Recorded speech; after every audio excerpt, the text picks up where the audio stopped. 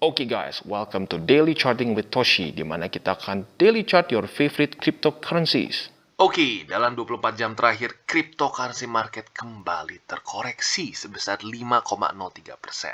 Dengan total market cap mencapai 1,62 triliun US dollars. Jadi ditinggal sehari DCWT, harga Bitcoin langsung hancur lagi ya. Dalam 24 jam terakhir minus 3,70%. Dalam 7 hari terakhir minus 18,55. Dan kita bisa lihat trennya semua basically seperti itu ya. Bahkan alt cenderung lebih besar minusnya. Kita bisa lihat Ethereum dalam 7 hari terakhir 27%, lalu BNB 25%, Cardano 20%, Solana 35%, bahkan sampai close di bawah dari $100 ya. Luna juga 24%, rata-rata 20 something persen, bahkan Polkadot sampai 34. Jadi ya balik lagi guys ya, semuanya ngikutin BTC gitu. Dan kalau kita lihat close daily-nya kemarin, BTC bukan kemarin, tepatnya jam 7 pagi tadi ya, itu di 35.000 lebih $76 ya. Jadi ya masih terus membuat lower low ya, lebih rendah daripada di sini close-nya. Dan juga kita bisa lihat $38 yang kita omongin kemarin, 38.000 US dollar kita omongin kemarin tembus ya, daily close di bawah situ. Dan sebentar lagi tentunya akan weekly close ya, dalam 21 jam lagi, which is not good ya, karena kalau close di sini ya berarti kita bisa lihat trennya memang rendah. Nah, jadi ada kemungkinan ini bisa revisit daerah 30.000 US dollar sampai mungkin week terendahnya bisa sampai 28.000 gitu. Nah, tetapi seperti biasa saat market sedang ngedump begini, justru kadang-kadang silver liningnya adalah gua malah mempelajari market lebih dalam lagi. Gua coba oprek-oprek, ada indikator apa sih yang kita bisa pakai lagi selain dari yang biasa kita pakai. Nah, gue mulai ketemu satu indikator ini yang bernama logarithmic. Disebutnya log curve, logarithmic curves. Nah, curve ini kalau kita bisa lihat bentuknya jadi seperti ya sesuai dengan namanya curves gitu ya. Nah, tapi curves ini apa? Kok dia bisa memprediksikan, atau bukan memprediksikan, lebih tepatnya memproject kemana kemungkinan dia akan stop. Gitu. Dan kalau kita lihat selama 3 kali cycles ya, dia berhenti di daerah merah ini. Nah, daerah merah ini apa? Ini sebenarnya semua adalah Fibonacci ya, 90,98%, 85,41%, 76 dan seterusnya begitu. Nah, untuk merah ini tentunya kita bisa pakai untuk take profits, tapi itu nantilah, gue mungkin jelasin lebih detailnya nanti. Tapi yang gue ingin tekankan malah lebih ke yang daerah hijau ini. Nah, daerah hijau ini adalah apa? Kalau yang merah itu overbought, ya kita bisa lihat nih, merah overbought, maka yang hijau adalah oversold. Nah, kalau kita lihat secara statistik selama 11 tahun ke belakang, saat kalau kita DCA di daerah hijau ini, kita cenderung profit besar. Gitu. Dan yang ingin gue tekankan adalah pada sekarang, ini tuh mulai masuk ke daerah hijau. Ya. Bahkan nggak cuma mulai masuk, tapi udah masuk ke daerah hijau. Gitu. Jadi, maybe ya, kalau sampai 30K bisa hold, that's gonna be good. Menurut gue itu bisa menjadi satu pijakan naik ke atas. Ya. Tapi baik lagi, nggak pasti. Ya, nggak pasti. Semoga saja 30.000 hold. Kalau 30.000 hold ya, dan ya basically mirip seperti S&P 500 ya, double dia mau bikin satu double bottom ya. Ya berarti kalau kita lihat S&P ya, coba kita cek ya S&P 500.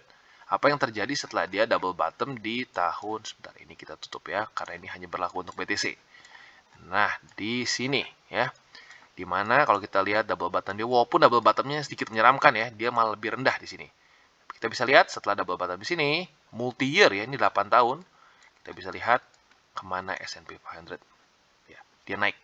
Jadi itu yang paling kita harapkan gitu ya. Jadi untuk BTC, nah kalau buat kalian yang penasaran, kalau pengen bahas lebih jauh lagi mengenai si log curves ini, karena kalau kita lihat sekilas secara visual, ini enak banget gitu kayaknya ya. Di daerah hijau DCA, daerah merah TP gitu. Nah buat kalian yang pengen tahu lebih jelas, boleh komen. Nanti gue mungkin bikin satu video khusus ngebahas mengenai si log curve ini. Karena si log curve ini gratis ya, lu bisa cari ada di TradingView, walaupun gue udah oprek-oprek sih. Jadi ini bukan setting awalnya, bukan settingan awal, udah gue oprek-oprek. Jadi kurang lebih seperti itu ya, dan kalau kita lihat sekilas sepertinya bisa berguna. Oke, dan sekarang kita kembali lagi masuk ke berita, di mana kita bisa lihat resmi. Ini dia cryptocurrency yang diakui oleh Republik Indonesia kita. Ada Bitcoin? Ya pasti ada lah ya, nggak mungkin nggak ada Bitcoin. Oke, kita masuk ke beritanya. Jadi kita bisa lihat, Jakarta CNBC Indonesia. Pemerintah resmi memberikan izin perdagangan mata uang digital atau cryptocurrency di Indonesia. Terdapat sebanyak 229 cryptocurrency yang diberikan lampu hijau untuk diperdagangkan di dalam negeri. Ya. Izin ini diberikan melalui Badan Pengawas Perdagangan Berjangka (Komoditi) alias Bapepti, seiring dengan terbitnya peraturan Bapepti atau Perba. Ya. Dengan terbitnya peraturan Bapepti atau Perba tersebut, diharapkan perdagangan fisik aset kripto di Indonesia mampu memberikan kepastian hukum sekaligus perlindungan bagi masyarakat yang bertransaksi fisik aset kripto di Indonesia. Tulis keterangan resmi Bapepti. Ya, gue ingin point out fisik. Ya, gue ngerti mungkin beberapa lo bilang, lo fisik gimana bro, nggak bisa dipegang. Tapi gini loh, saat kita beli cryptocurrency seperti Bitcoin, ETH, dan lain-lain, dan kita spot, kita bisa tarik ke wallet kita. Jadi, it's physical gitu. Lu bisa kalau mau benar-benar perlu pegang, lu boleh pindahin ke ledger gitu ya. Nah, lalu selanjutnya kita lihat juga ya, di mana terdapat sebanyak 229 aset yang mendapatkan izin. Ini diputuskan melalui upaya pendekatan, yakni pendekatan secara yuridis, melihat peringkat 500 coin market cap atau CMC. Nah, jadi apa? Ya baik lagi, bahkan sampai Indonesia pun mereka ngeceknya di mana? CMC. Gitu. Jadi ya, CMC menurut gue menjadi satu source cukup baik untuk kita mempelajari kripto-kripto ya. Nah, ini sesuai dengan pasal 3 ayat 2 huruf C Perba nomor 5 tahun 2019. Lalu dilakukan penilaian analisis hierarki proses atau AHP ya. Nah, Bapepti dengan tetap memperhatikan aspek keamanan, profil tim, dan anggota tim yang mengembangkan. Jadi dia mungkin melakukan apa yang kita biasa lakukan di sini, ngelihat timnya, mungkin ngelihat tokenomics, dan lain-lain ya. Dan tentunya juga tata kelola sistem blockchain, skalabilitas sistem, roadmap yang menjelaskan cara pengembangan sistem, dan lain-lain. Dan ada nilai standarnya, 6,5. Jadi, lucu juga ya, hebat ya. Sekarang Indonesia bahkan mengkaji koin-koin mana yang boleh diperdagangkan. Nah, ini dia si daftar resminya. Ya, kita bisa lihat kurang lebih kripto-kripto besar lah ya, seperti Bitcoin, Ethereum, Tether, XRP, Bitcoin Cash, Bitcoin Binance, Polkadot, Chainlink. Nah, ini gue nggak ngerti kenapa disatuin ya, karena ini dua project berbeda. Lalu ada Litecoin, ada Bitcoin SV, Litecoin, ya rata-rata koin-koin besar ada di sini ya, Cardano, Stellar, Cosmos, pokoknya project-project yang legit sih rata-rata ada. Nah, yang ingin gue tekankan yang nggak ada di sini adalah apa?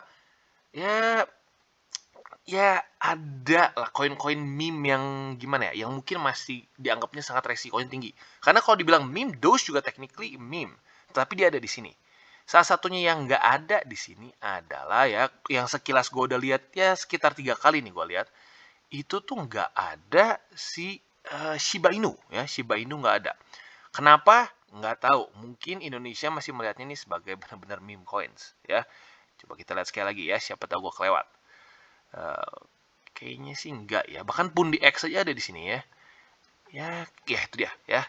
Kemungkinan besar nggak ada ya. Jadi lu lu mungkin boleh cari lagi, siapa tahu gue kelewat ya. Tapi ya intinya apa? Nggak ada. Nah, sekarang pertanyaannya, apakah koin-koin di luar dari sini akan delisting dari ya crypto exchange Indonesia? Kalau dia akan delisting, ya kalau sampai akan delist, kalian harus coba pertimbangkan gitu ya, sebelum di delist kalau bisa mungkin dicairkan dulu ya. Jadi kurang lebih seperti itu beritanya, dan gua harap koin-koin favorit lu ada di list ini ya. Oke guys, balik lagi ke charts, kita bisa lihat bahwa dalam 20 jam lagi, ini pertama kalinya sepanjang masa bull support wall tertembus, dan bukan cuma tertembus tapi close di bawah bull support wall ya. Selama 11 tahun statistik ini tertembus. Otomatis secara TA bad ya. Really bad. Makanya kalau gue pribadi for now Bitcoin gue belum tambah lagi posisi, dan gue lagi pasang safety belt nih. Apakah 30.000 bisa bertahan atau tidak? Harapan kita adalah ya otomatis bisa bertahan ya. Ya kalau bisa bertahan seperti itu ya otomatis kita pun bisa terselamatkan kalau sampai double bottom gitu. Tapi gue ingetin juga S&P 500 kalau kita lihat dia double bottomnya pun nggak rapih ya, nggak benar-benar pas banget. Jadi mungkin aja kalau ada kapitulasi parah mungkin bisa lebih rendah, tapi bisa di cover lagi. Gitu. Kita lihat ya contohnya si S&P 500 di sini, di mana di weekly itu ya, karena sudah sangat lama ya. Nah di sini dia double bottom tetapi nggak rapih gitu. Di sininya lebih rendah. Jadi ada aja kemungkinan seperti itu. Jadi nggak harus percis 30.000 sih. Tapi lebih amannya kalau berhenti di 30.000 gitu. Nah, jadi itu kurang lebih yang kita harapkan ya dari Bitcoin dalam beberapa minggu ke depan gitu. Ya, dan gini, satu lagi sebenarnya yang bikin deg-degan, tanggal 25 Januari alias 2 hari lagi. Apabila FOMC secara newsnya buruk gitu ya, interest rate-nya naik dengan luar biasa besar, ada kemungkinan itu bisa lagi terjadi kapitulasi lagi. Bahkan mungkin itu bisa mendorong Bitcoin sampai ke 30.000 gitu. Jadi kita harus siap-siap. Tapi di waktu bersamaan pun banyak yang berargumen bahwa harganya sudah priced in, ya. Harga turun ini tuh karena ketakutan dari tapering, gitu. Jadi ya baik lagi kita harus lihat, ya kita nggak bisa pasti tahu udah priced in atau belum, gitu ya. Jadi itu lebih subjektif lah. Jadi ya lebih amannya kita tunggu sampai tanggal 25. Jadi kurang lebih untuk Bitcoin seperti itu ya. Gue pribadi stay away dulu, jangan dulu beli Bitcoin karena supportnya kita bisa lihat semuanya tembus ya. Oke, dan selanjutnya ADA. Kita bisa lihat ADA ya otomatis breakdown dengan luar biasa ya. Ya sebenarnya rada oke lah ya, rada normal karena ya BTC juga hancur gitu. Bahkan kalau mau ngomong secara TA-nya bahkan lebih hancur BTC daripada ADA ya. Kemarin ADA masih melakukan ada perlawanan yang lumayan. Ya dia sampai paling rendahnya itu sampai ke 91 sen. Tapi kembali lagi dia naik ke atas $1. Jadi ada kemungkinan $1 ini adalah support yang cukup kuat untuk Cardano. Ya, tapi sekuat apa ya nggak tahu. Kalau BTC lanjut sampai 30.000 ya mungkin bisa tembus. Gitu. Jadi siap-siap. Dan overall untuk Cardano, ya minimal kalau kita lihat ya, walaupun dia sayangnya masih terus membuat lower low, masih lebih mending kapitulasi dibandingkan dengan BTC. Ya BTC literally kayak nggak ada nafas gitu ya, baru kena dikit langsung bukan kepantul, dipukul ke bawah gitu. Jadi ya well untuk Cardano semoga saja dia bisa mempertahankan $1. Karena kalau sudah mulai tembus $1, ya mengerikan. Ya, kita lihat. Karena berapa lama lalu ya dia selalu terpantul-pantul itu paling jauh di $1 gitu. Jadi semoga saja kembali lagi $1 menjadi support untuk Cardano ya. Dan sekali lagi gue ingatkan bahwa DCWT ini bukanlah financial advice yang pertama, dan yang kedua ini bukanlah bagi-bagi sinyal. Tujuan gue adalah untuk membiasakan para subscriber gue untuk charting. Oke, dan selanjutnya masuk ke Atom. Kita bisa lihat Atom minimal masih ada MA200, walaupun kemarin sempat dites. Ya, jadi 50 sudah KO. Nah, mungkin ada beberapa yang nanya, Bang, buat apa kita charting alternatif coins? Toh kan kalau BTC turun, dia juga turun. Tapi kalau kita lihat ya, Atom secara TA kemarin quite bullish. Jauh lebih kuat dibandingkan yang lain. Saat Bitcoin kapitulasi, apa yang terjadi? Nggak terlalu parah dibandingkanlah dengan aset-aset yang kesannya dia supportnya sudah hancur. Salah satunya ada seperti Solana misalkan. Lihat support dia sebelum kapitulasi kemarin sudah hancur gitu ya, sudah ketembus. Tinggal bertahan sedikit banget dari MA200. Saat BTC kapitulasi yang terjadi jebol ke bawah ya, penurunannya luar biasa besar. Nah, sementara kalau Atom kita bisa lihat kemarin ya, dia masih ada MA50. Bahkan sebelum-sebelumnya MA20 masih ya sempat berusaha menjadi support di sini. Nah, makanya kebantingnya nggak terlalu parah. Jadi itu dia alasannya kenapa kita charting alternative coins, walaupun kalau BTC jatuh ya sama aja jatuh. Tapi minimal altcoins yang secara TA lebih bullish sebelum ada Bitcoin jatuh, dia akan lebih bertahan. Biasanya seperti itu ya. Dan bahkan amazingnya daerah $26 ini masih bertahan ya, nggak ketembus, bahkan week aja nggak sampai ya. And that's good. Jadi Atom overall not that bad secara TA dibandingkan dengan yang lain ya, considering basically BTC kapitulasi luar biasa besar ya. Jadi untuk Atom, gue pribadi sih masih ada, bisa aja pasang buy limit ya di MA200. Tapi sekali lagi please gue ingetin, bukan untuk all in ya. This is not the time ya. It's never the time actually to go all in ya. Paling bagus adalah averaging. Dan mungkin dalam posisi seperti ini averagingnya jangan terlalu besar ya. Di MA200 yaitu di $27 lebih 56 sen gitu. Oke, dan selanjutnya FTM. Kita bisa lihat FTM sayangnya akhirnya ketarik juga oleh BTC ya. Padahal kalau kita lihat di sini bukan double bukan double top. Ya, karena kenapa? Kalau double top dia harus yang top keduanya pun kurang lebih sama, mirip-mirip. Di sini dengan sangat jelas dia close lebih di atas. Berarti dia membuat higher high, dan sayangnya nggak membuat higher low. Gitu, dia tembus ke bawah. Nah, jadi kalau untuk Phantom, mungkin yang menjadi PR bagi dia sekarang adalah jangan sampai MA50 memukul dia. Gitu, walaupun sekarang tanda-tandanya udah seperti itu sih ya sayangnya. Ya, mau digimanain lagi, ya. Minimal dia masih punya MA200. Nah, semoga saja andaikan sampai dia ada downside potential lagi, lebih dalam lagi, MA200 bisa menyelamatkan FTM. Gitu, ya. Jadi kurang lebih seperti itu untuk FTM. Dan apa namanya, ya overall di market sekarang kita harus bersabar ya karena memang kondisinya seperti ini ya. Dan BTC kalau kita ngomong secara fair-fairnya ya, dia memang ya itu seperti yang gue bilang di grup ya, dia itu udah seperti jatuh ketimbang tangga, tangganya meledak gitu kesannya ya. Di Mei kena Cina ya. Lalu selanjutnya dia udah mulai recover ya, secara harga dia mulai recover pelan-pelan ya. Tiba-tiba ada Kazakhstan. Udah ada Kazakhstan, tiba-tiba ada Rusia. Dan selanjutnya apa? Tiba-tiba Januari. Ya bukan tiba-tiba sih. Januari tiba-tiba ditunggu sama apa? Tapering. Jadi ya well, susah juga guys, susah juga ya. Memang secara beritanya dia seperti, apakah mungkin ini konspirasi global gitu ya untuk menjatuhkan BTC? Ya mungkin saja. Karena this is not the first time gitu, they do this. Gitu. Not the first time. Gue ingat 2017, 2018, dimana mereka sengaja kayak ditumpuk gitu, berita-berita buruk tuh. Sengaja gitu ditumpuk. Ya, tapi ya baik lagi.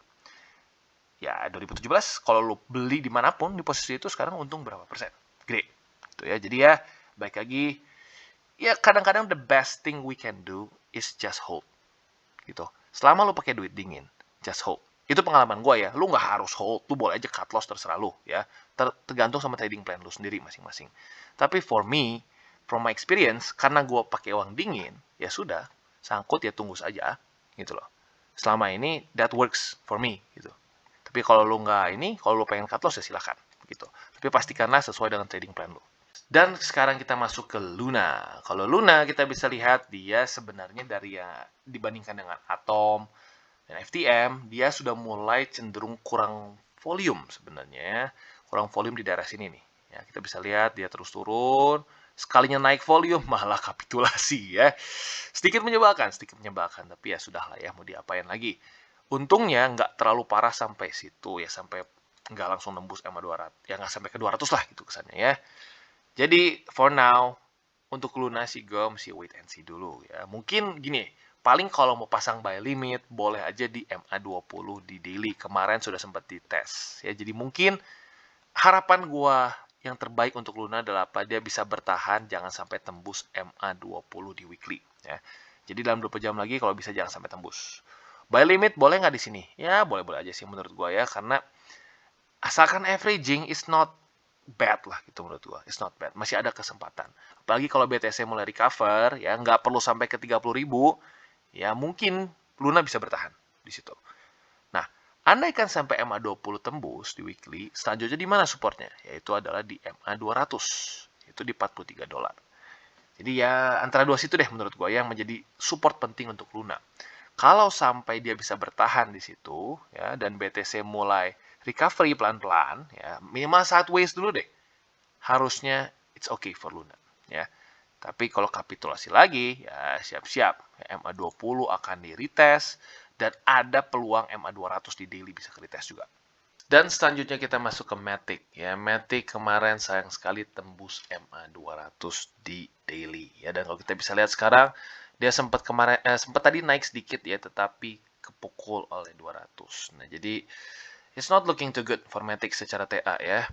Dan ada kemungkinan dia akan bisa sampai ke MA50 ya, balik ke MA50. Andaikan dia gagal tembus MA200 tentunya ya. Jadi kita lihat nih dalam hari ini apakah dia akan kembali terpukul lagi oleh MA200 atau tidak. Kalau dia gagal tembus MA200 ya, apalagi 200 belum menjadi resisten, menurut gua secara arahnya Matic akan ke MA50 di weekly gitu. Dan buat kalian yang mau averaging, boleh-boleh aja sih sebenarnya ya. MA50 itu ada di $1 lebih 27 sen gitu ya. Jadi kurang lebih untuk Matic simple ya, seperti itu. Not looking good di daily-nya, tapi ya mungkin masih ada kesempatan. Karena kalau kita mau ngomong ya ini juga technically sempat close di bawah dari 200 ya. Tapi kalau dia bisa kembali lagi dalam 1 hari atau 2 hari ke depannya, bisa kembali lagi melawan ya, dia tembus lagi ke atas, that's okay. That's okay. Jadi dalam 20 jam lagi ini cukup menentukan untuk Matic ya, atau lebih tepatnya 48 jam ke depan lah. Kalau udah bisa tembus lagi 200, masih ada kemungkinan Matic bisa selamat. Tapi kalau si 200 ini berubah menjadi resisten, ya siap-siap ya. Mungkin akan gini, 1, 2, boom, lanjut lagi turun. Kalau turun seperti itu, kemana? Ke MA50 di weekly. Dan yang terakhir kita masuk ke Harmony, di mana kita bisa lihat Harmony ini ya, dia mirip-mirip seperti Matic tapi versi lebih nggak terlalu parahnya ya. Kalau Matic tadi kan 200-nya tembusnya lumayan ya, lumayan. Kalau di sini, kalau di One atau di Harmony, tembusnya nggak terlalu parah. Tapi mirip. Kita bisa lihat sekarang juga dia sedikit ke-reject oleh MA200. Jadi, untuk Harmony, secara PR-nya kurang lebih sama seperti Matic ya. Dalam 1 hari ke depan, atau 2 hari ke depan lah ya, kalau dia bisa kembali lagi menembus MA200, that's good. Ya, kalau sampai dia gagal, ya sama ya, kurang lebih dia akan ke MA50. Bahkan kalau kita lihat, cukup mirip ya. Ini Matic, ya. Ini Matic, ini Harmony. Ya. Jadi sama. Kalau buat kalian yang ingin tambah posisi Matic kalian, atau averaging, sekali lagi gue ngingetin averaging, bukan all in, ya. Itu di MA50, yaitu di 50 sen. Di 15. Atau kalau mau dibuletin lebih tepatnya 16 sen, ya. Jadi kurang lebih seperti itu untuk Harmony. Dan yang mungkin overall markets lebih ke menunggu BTC. Ya, menunggu BTC semuanya. Andai kan BTC mulai recovery ya, dan menunjukkan bahwa 30.000 nggak perlu sampai, ya maksudnya nggak perlu sampai 30.000, that's good, ya that's good. Tapi sekali lagi gue ingatkan, tanggal 25 Januari akan ada rilis keputusan FOMC ya, dan kalau interest rate-nya sangat tinggi ya, diputuskannya sangat tinggi, that's not gonna be good. Ya. Tapi ini masih spekulasi gue ya, ada kemungkinan the Fed nggak akan naikin terlalu tinggi. Karena kenapa? Kita bisa lihat yang suffer bukan hanya cryptocurrency market. Kita lihat S&P 500. Dia bahkan sekarang mulai menembus MA200 di daily. Ya. Terakhir kapan dia kena 200 di daily? Kita lihat ya. Terakhir kapan? Terakhir terjadi itu 2020, kapitulasi yang luar biasa menyebalkan. BTC juga sama nih, ada kapitulasi seperti ini. Ya. Jadi ya balik lagi guys, ada kemungkinan mereka juga nggak mau ini terjadi lagi. Ya. Jadi semoga saja interest rate-nya mereka tidak terlalu ekstrim naikinnya ya. Dan apalagi Dow Jones lebih parah setahu gue. Nah, kita bisa lihat dia malah sudah close di bawah dari MA200. Dan weekly-nya kita bisa lihat dia sudah kena MA50. Jadi ya semoga saja the Feds akan enggan untuk melakukan itu ya. Karena baik lagi, ini tuh adalah gambaran ekonomi Amerika in general gitu ya. Seringkali orang melihat, kalau kita ingin lihat posisi Amerika seperti apa secara ekonomi, lihatlah S&P 500, lihatlah Dow Jones, dan mungkin tambahan satu lagi bisa ada Nasdaq ya. Nasdaq. Nah ini. Nasdaq juga sama ya. Bahkan mungkin kalau mau ngomong korelasinya Nasdaq lebih tinggi terhadap cryptocurrencies ya, karena sektor Nasdaq itu lebih cenderung ya, nggak semua, cenderung ke teknologi ya. Jadi kita bisa lihat bahwa semuanya pun suffer ya, semuanya suffer. Bahkan untuk Nasdaq sudah close di bawah dari 200 sejak kemarin ya.